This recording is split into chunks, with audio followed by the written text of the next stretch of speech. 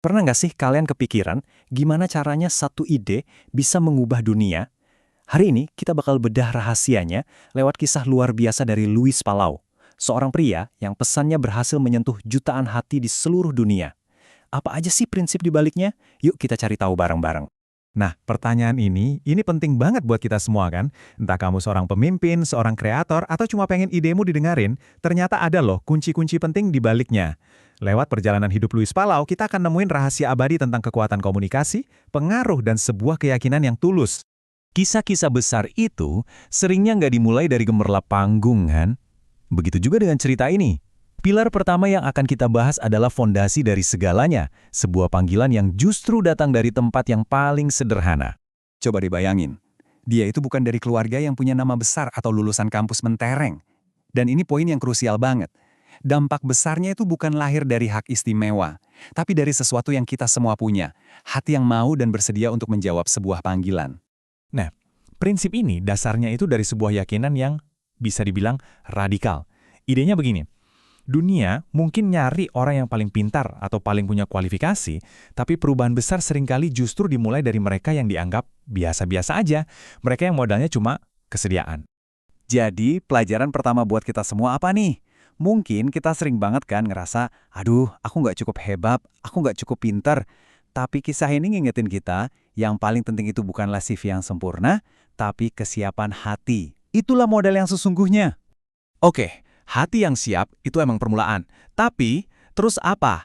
Apa yang mau kita sampaikan? Dan yang lebih penting, gimana cara menyampaikannya? Nah, mari kita masuk ke pilar kedua, seni menyampaikan pesan yang bisa nyambung ke semua orang.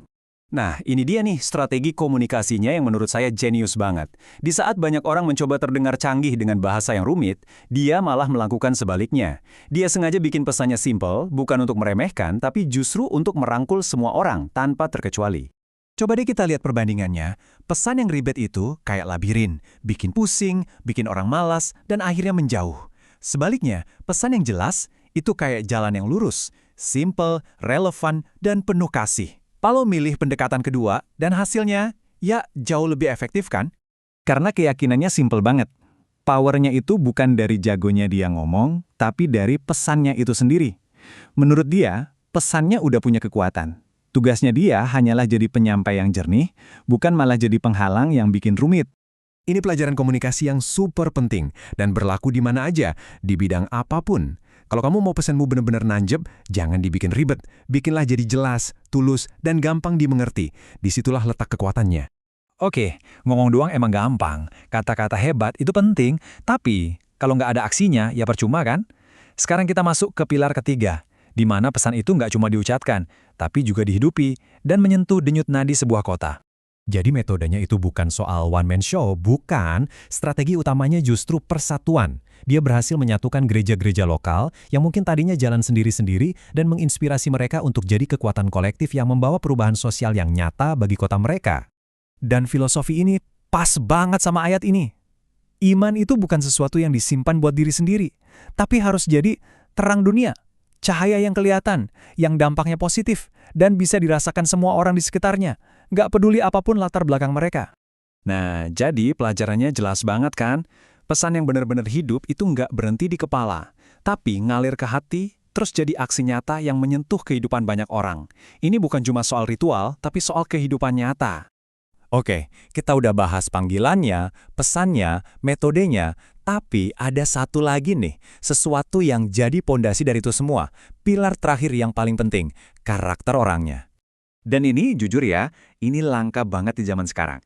Di saat banyak orang sibuk membangun personal brand, fokusnya justru kebalikannya. Mengangkat orang lain dan berkolaborasi.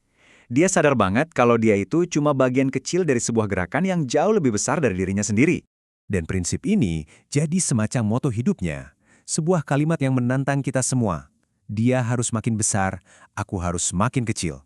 Ini benar-benar jadi pengingat buat kita untuk menyingkirkan ego dan fokus pada tujuan yang lebih besar dari diri kita sendiri.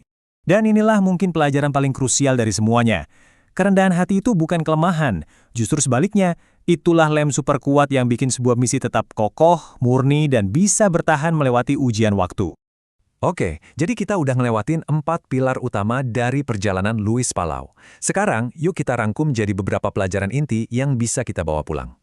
Jadi, apa 3 warisan utamanya? Pertama, kasih. Semuanya itu harus dimulai dari hati, dari niat yang tulus, bukan cuma omongan. Kedua, kesederhanaan. Kekuatan yang lebih besar bisa memakai hal-hal yang tampaknya kecil untuk dampak yang luar biasa, persis seperti awal hidupnya. Dan yang ketiga, kerendahan hati. Inilah jangkar yang menjaga semuanya tetap lurus dan kuat. 3 pelajaran yang relevan banget buat kita hari ini. Pada akhirnya, cerita ini tuh ninggalin satu pertanyaan besar buat kita, buat saya, buat kalian semua. Gak peduli apa pesan yang kita bawa dalam hidup, di pekerjaan, di keluarga, di lingkungan kita, pertanyaannya tetap sama. Gimana caranya kita bisa nyampein itu dengan setia dan dengan penuh cinta? Itulah tantangan yang ditinggalkan oleh warisan Luis Palau untuk kita semua. Terima kasih sudah menyimak.